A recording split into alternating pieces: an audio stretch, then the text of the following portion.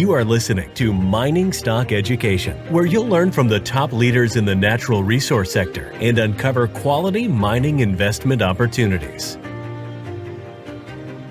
In a bull market, the surprises come to the upside. Can't sit here and say, well, GDX has to correct 21% before it makes the next leg higher.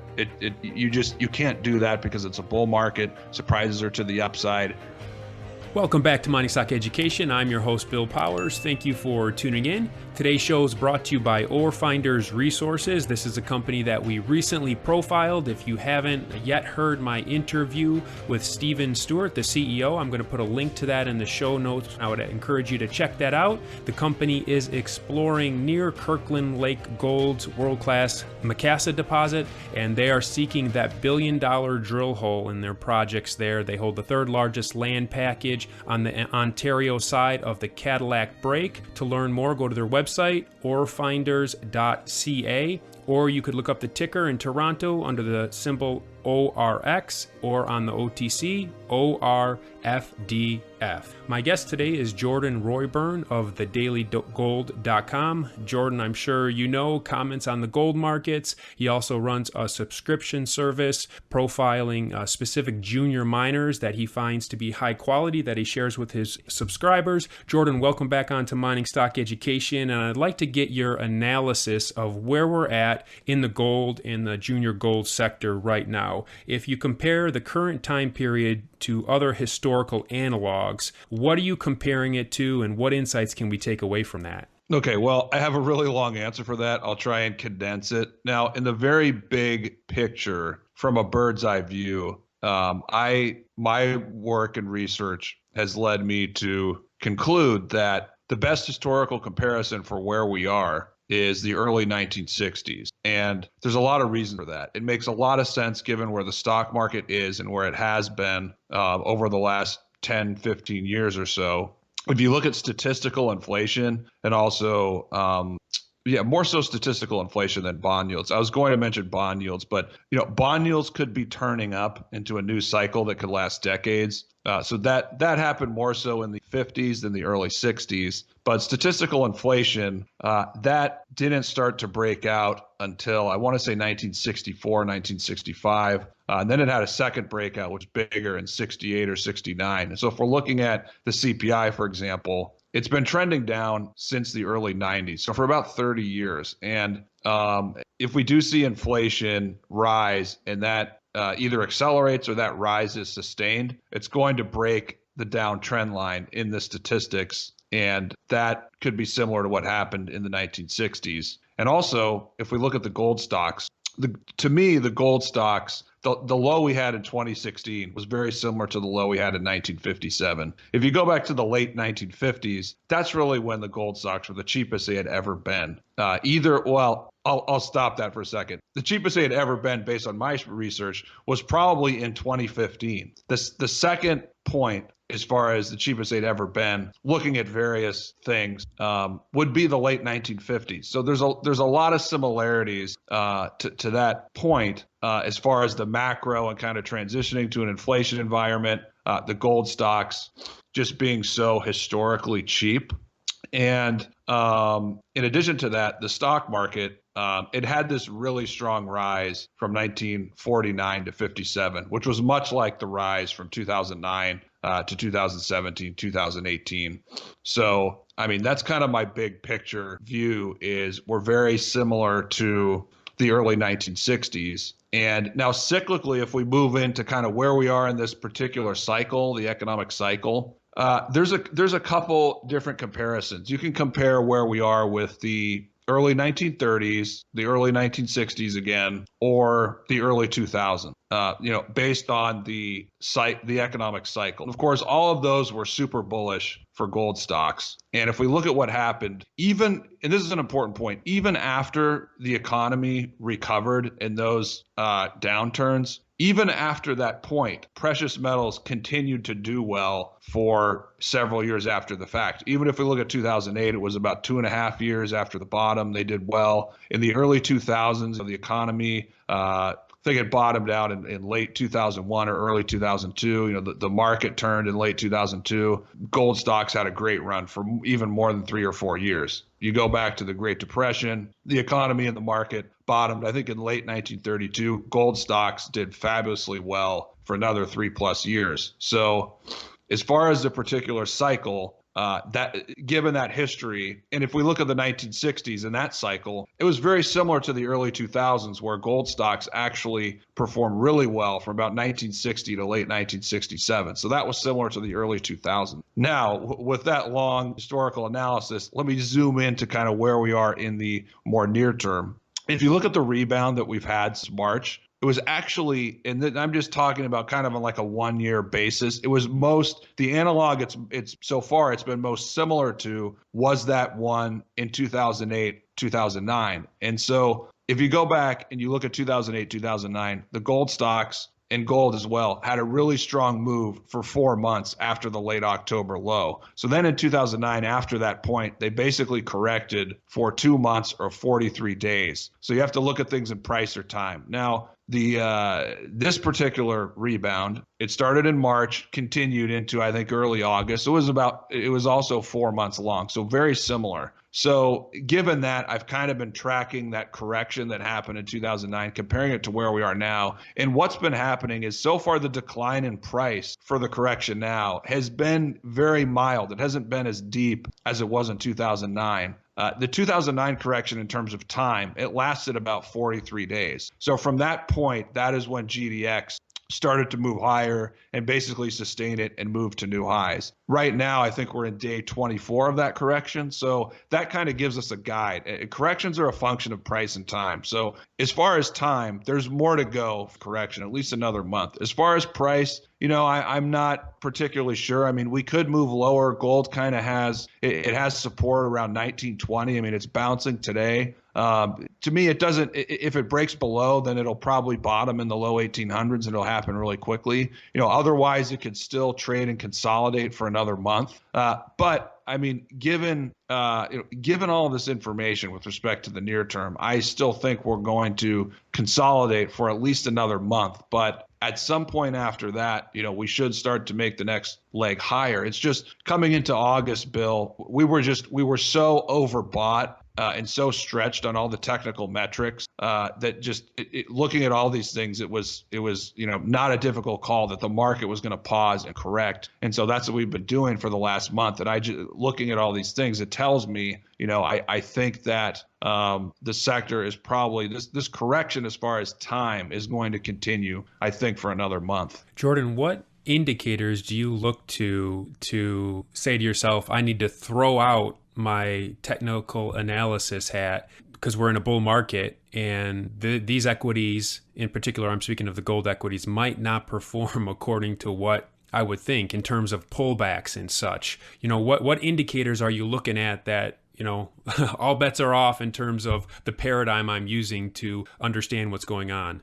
Well, first and foremost, it's really the price action. One thing I've noticed is that when you get into a bull market, you really have to adjust your parameters. And for me, in a bull market, the surprises come to the upside. And so one example is GDX in the 2009 correction. It corrected, it had a leg down, corrected 23%. Then it had a good rally. It snapped back and rallied near the high. But then it had another leg down when it declined 21%, and that's when it got to day 43 when the correction ended. Now I think GDX so far has only corrected 16%. So for me, and one thing in bull markets that we find is as far as corrections in precious metals, there's price and time. The price correction can happen really quickly, where most of the damage can be done almost in like a week or two, and then it tends to chop around and consolidate for a while. Maybe it retests the low, and then after that, it can begin the next leg higher. But circling back, that would be the one example to your question is, if I was really going to be a stickler, I'd say, well, GDX has to correct 21%. It has to correct 20% because that's what it did in history. And 16%, that's not that much of a correction. But as far as price, But look, time is also a component of the correction. So usually when the correction doesn't go that deep as far as price, it can go a little bit deeper than you think as far as time. So that's something I'm looking for with respect to the rest of this correction is, there's a consolidation. It's going to continue, but this is just an example of why you can't be too rigid. I can't sit here and say, well, GDX has to correct 21% before it makes the next leg higher. You can't do that because it's a bull market. Surprises are to the upside. And, again, I'm going to wait for this correction to mature. I still think there's more to go as far as time, but that's one example based on what you're asking, which is, 16% or 15%. It's a really mild correction as far as price, but give it some time. And if the market continues to hold and it corrects for another month and it's really stable, then that price action is telling us that the market is really unlikely to correct more as far as price, and that, indeed, maybe as far as price, the correction was only 15, 16% and not the 20% that I was looking for. So I know that, it's hard to give a direct answer, but that's just one example of what you're talking about. You can't be, you have to be a little bit flexible when you're looking at these things, but you can't be too rigid where, okay, well, this certain thing that I'm looking for, it has to happen exactly, before we can, finish this correction or whatever.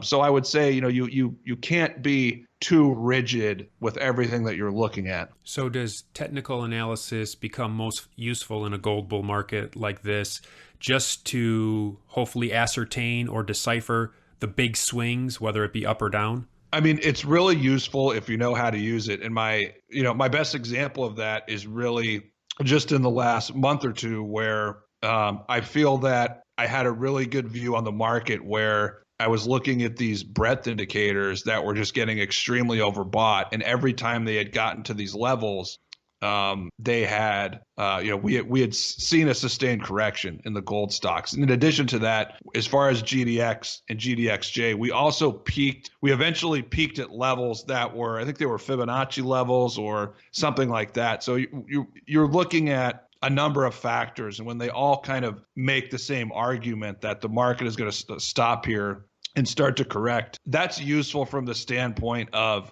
not predicting that the market is going to go lower. It's useful from the standpoint of telling you the odds are showing that the market is really overbought and that this move is likely to, pause or end here. Therefore, therefore don't buy anything. Like, we're going to be on the sidelines generally. There might be one or two individual companies that are buys for their own reasons, but generally for the sector, you want to stay away. So with respect to, and I know you've probably heard this from other guests, but keeping things simple is going to help you make money over the long run. And so, my framework is the most money is going to be made by buying and holding. So you're either buying or holding. And the second point would be also you trim big winners along the way. So my technical analysis in the last month or two coming into this sector peak that we had, which is kind of a mild peak, it was basically telling us, okay, now is not a time to buy. Now is probably a time to trim something, take a little bit off the table. If you have a stock that's gone vertical or it's become too big a part of your portfolio, that's when you trim. So the technical analysis helps me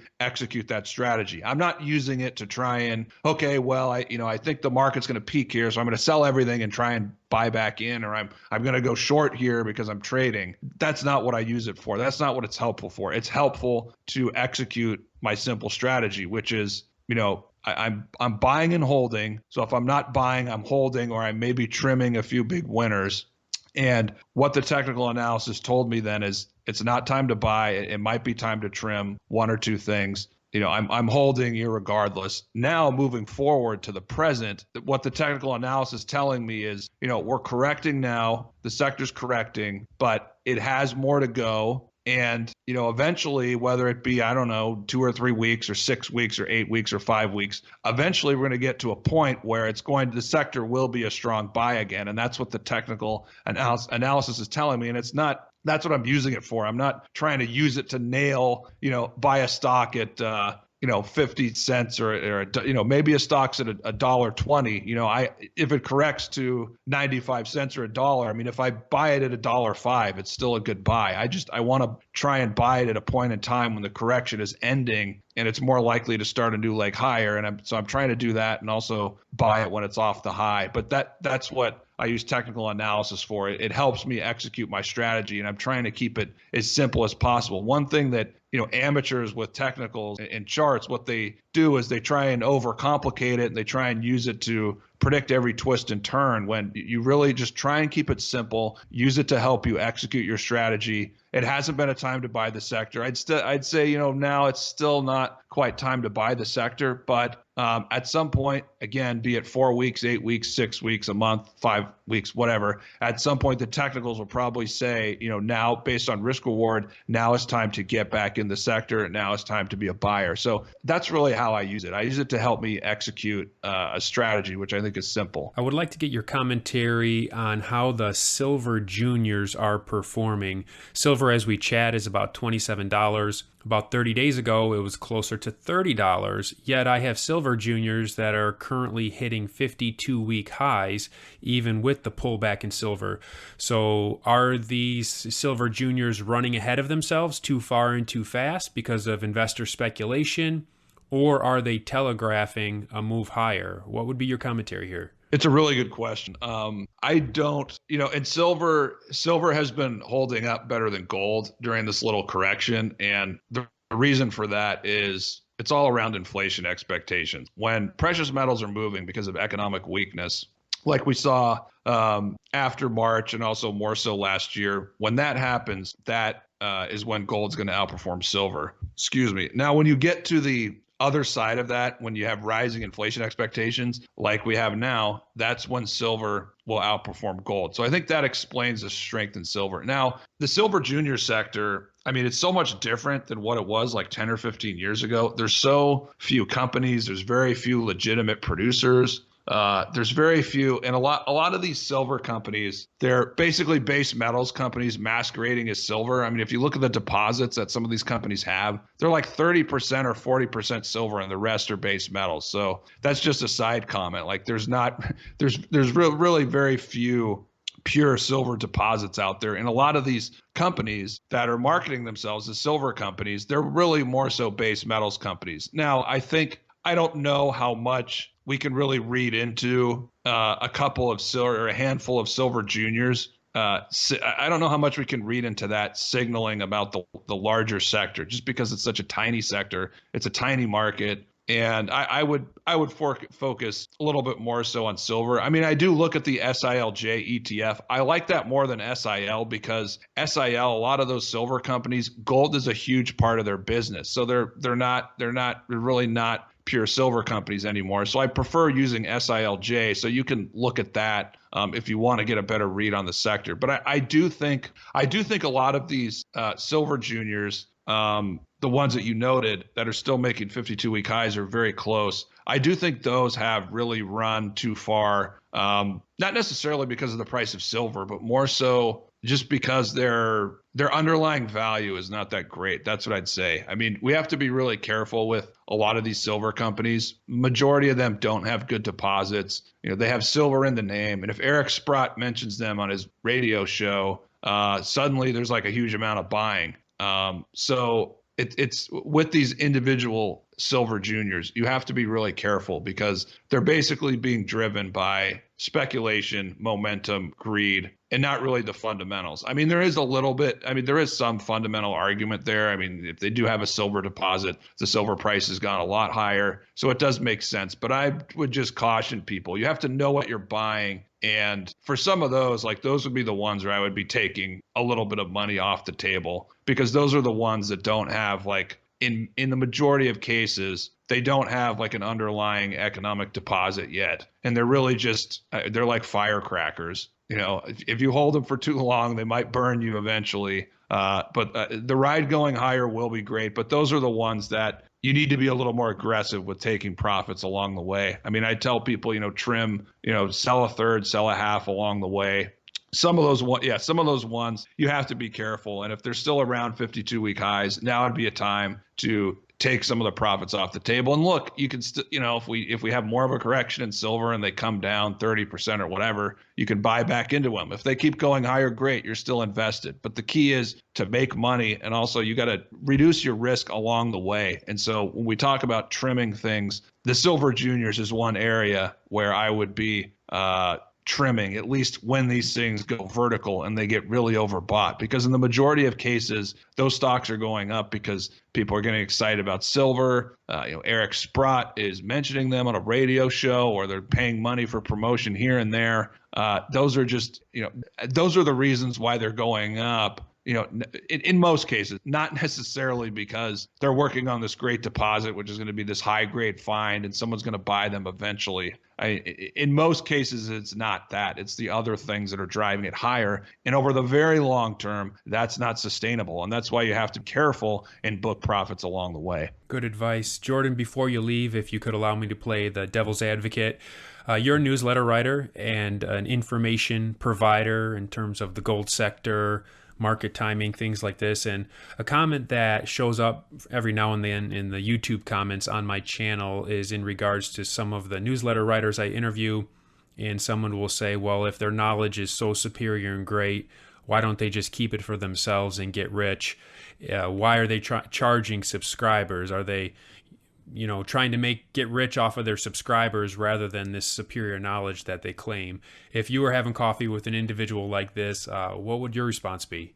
That is a great question. I think it's a little misplaced probably to your audience, because I think you interview mostly legitimate, honest providers of information. One of my retorts would be, well, you could say the same thing if you were a chef, like you're a great cook, but why don't you just cook for yourself? Because and you could say the same thing. Well, you could ask the same question to like Paul Tudor Jones or George Soros. Oh, you're so great, why don't you just trade your own money? Well, because they can make a shitload of money, excuse my French, managing other people's money. So, you can ask that question up and down the line. I think it's, I think it's a most appropriate question for the newsletter publishers that are basically promising people huge returns. I like looking at these ads on YouTube and I, because I get a kick out of them, and I'll take a screenshot if I see something that's particularly brazen. And I saw something, I don't have it on this particular computer, where someone was promising like a 500% return. You could get this in like 20 days and you don't have to invest in stocks. When you see kind of dishonest things like that, that are promising people huge returns, or you're going to make tons of money, or I know this secret, like this always happens. That skepticism, well, first of all, that kind of skepticism is really healthy with everything you hear especially in the junior mining sector in investing. Like if you just assume everything is almost BS to begin with and you work from there, you don't want to be too cynical, but if you make that assumption and you're very skeptical, that's going to serve you very well in this sector. But there's a difference between providing someone a service and providing them actionable information and helping them make money than some of the other things I've mentioned, where people are promising, hey, I know this thing where you can make 10x, or I know you can make 5,000% in 20 days. I think those are the types of things where that the skepticism and that question, it makes it fits with that, because that would be the reaction that most people would have. Like, okay, that sounds so great, you're guaranteeing money. In that type of situation, that it's dishonest, it's too brazen, and that there's probably dishonesty behind what's being sold. Because of course, if they were promising you huge money, or they know this one trick where they can make 5x or 10x, of course it makes more sense. Why is the person selling that? They're just trying to make money off the sale, not because they're probably not really making money off the one trick or what's ever being advertised. So I think that skepticism is really healthy. So you have to have that, but you have to distinguish between those kind of advertisements and people who are honest providers of information analysis. And I know that you interview those honest providers on your show, Bill, and that's why you've built a following. That's why certain newsletters grow and certain ones don't. So it has to be about are you providing legitimate service? Are you helping people? Are you serving people? And that's what I try to do in my service. And look, I tell people, I am trying to make you money. Like if I don't help you make money, you shouldn't subscribe or you should cancel. Like that's perfectly fine. If I didn't help you make money, that's, it's perfectly fine if you yell at me or criticize me because you're a customer, you paid me money. If I didn't help you make money, that's fine. That's part of how I'm providing a service, and that's part of how I'm trying to help people and serve people and provide people information. And look, intelligent investors, people who are successful, who want to make money, they're going to seek out newsletters and other forms of information that can help them. If it doesn't help them, they cancel and they move on and look for something else that can help them. So I think that, again, that skepticism is really healthy, but you have to direct it in the right places. And you have to, number one, you should direct it in the junior mining sector as a whole, because that's going to help you not get scammed or fooled along the way. But it's secondly also with newsletters, but you have to gear that a little bit more towards newsletters who are promising you're going to make tons of money, and that they can show you, they have this trick or this tip or whatever, or they can help you make lots of money. I think the skepticism is most appropriate towards that type of information provider versus someone like myself and the other people who you interview who are providing honest information and trying to help people make money. To learn more about Jordan's service, go to thedailygold.com, and you can also follow Jordan on Twitter, and that link will be in the show notes. Jordan, thanks for coming on today's show and providing your insights. Thanks for having me, Bill.